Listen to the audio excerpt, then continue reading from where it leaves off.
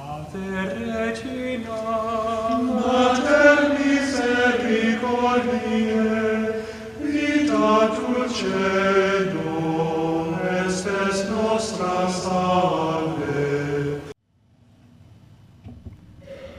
The Lord be with you. A reading from the Holy Gospel according to St. Luke.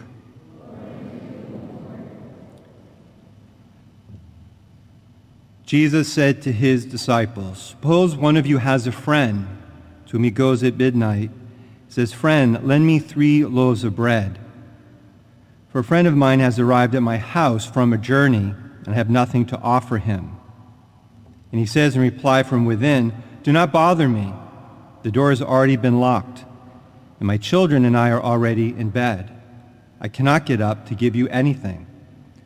I tell you, if he does not get up to give him the loaves because of their friendship, he will get up to give him whatever he needs because of his persistence. And I tell you, ask and you will receive, seek and you will find, knock and the door will be opened to you.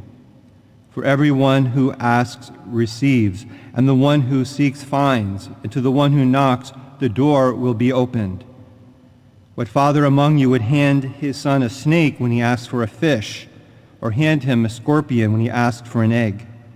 If you then who are wicked know how to give good gifts to your children, how much more will the Father in heaven give the Holy Spirit to those who ask him?" The Gospel of the Lord.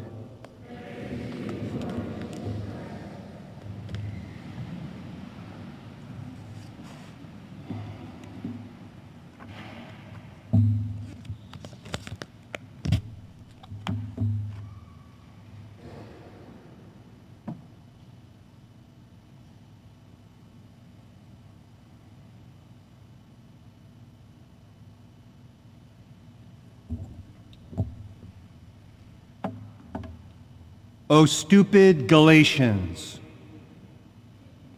Why are the Galatians so stupid? Paul is reminding them that they have received in their baptism the Holy Spirit.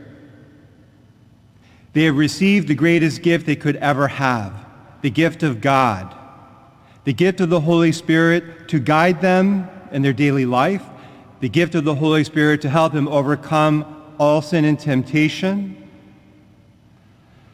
the gift of the Holy Spirit to help them know when sin is lurking around trying to enter in their hearts, the Holy Spirit that helps them to be able to adore and worship God,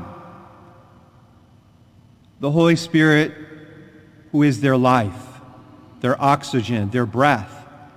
And yet, after receiving it, little by little, they allow the world back into their lives, the broken, fallen world. They allow sin to creep in to their hearts, and they begin, because of that, to rely on themselves instead of God. And it can happen, and usually happens very quietly, very subtly, a decision here and there, contrary to God. And so he calls them stupid, trying to wake them up. And when you call someone stupid, it usually wakes them up. I'm not recommending that you do that, but he's trying to wake them up.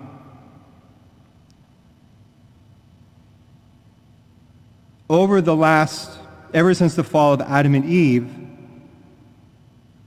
we fight, even though the culture changes, we fight with the same sins and temptations. And it's always trying to allure us away from God. There was a powerful early church father named St. John Cassian, lived around 400 AD. And I'm going to read something he wrote on prayer. And do not worry if you don't understand it all. I want you to see a pattern of what he's writing. And he's writing about prayer and how do we keep our hearts, our minds, our souls concentrated on God. And he uses a refrain called, "O God, come to my assistance, O Lord, make haste to help me, from Psalm 70. It's a prayer that's done every day. Priests, religious, anyone who prays the liturgy of hours, we ask that first. We call God to help us.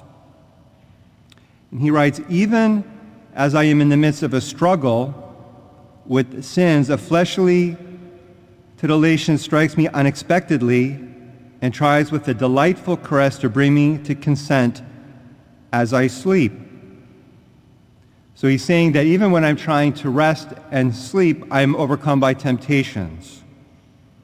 Lest a blazing fire from without consume the fragrant flowers of chastity, in other words, so that I don't sin against chastity, I must cry out, O God, come to my assistance, O Lord, make haste to help me. I perceive that the incentive to lust is extinguished, and that the sexual temptation has died down, in order that the virtue that has been born, or rather this grace of God, may abide with me longer. Indeed, forever I must intently say, O God, come to my assistance, O Lord, make haste to help me.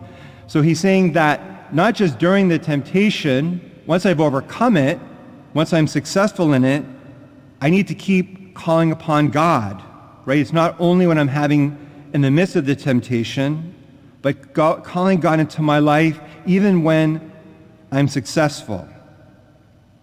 I am distressed by the pangs of anger, covetousness, and sadness, and compelled to interrupt the peaceful state that was established and dear to me, lest I be carried off into the bitterness of gall by a raging perturbation.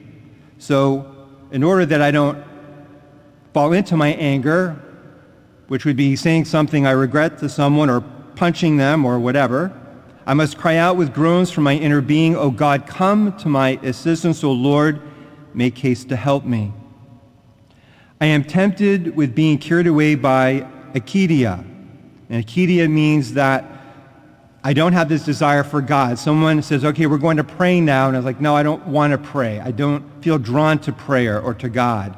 That's akidia.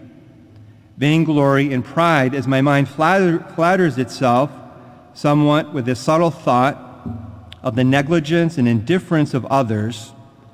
Lest this suggestion of the enemy overcome me, I must pray with all contrition of heart, O God, come to my assistance, O Lord, make haste to help me.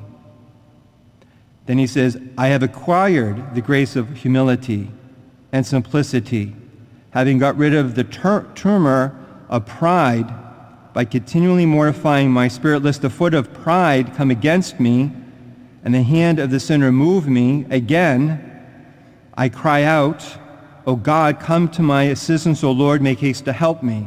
So what he's saying is that every time, whatever the sins are, the temptations that come against me, I need to cry out to God. But when I'm successful, no matter what it is I'm successful at, I need to keep calling upon God. Right? I need to guard my heart. So that's an all-day thing, and sometimes even into the night. In the gospel today, Jesus calls us to pray to the Holy Spirit, because it is the Holy Spirit that will help us. And the reason the Galatians got in trouble, as I said earlier, they began to rely on themselves. So let us today, in humility, as we continue Holy Mass, to ask the Holy Spirit into our hearts and our minds to guide us, that even during temptation or even when things are okay, that we may cry out, O God, come to my assistance. O Lord, make haste to help me. Regina Celi, Letare, Alleluia, qui aquam meruisti portare, Alleluia, resurrexit sicut dixit,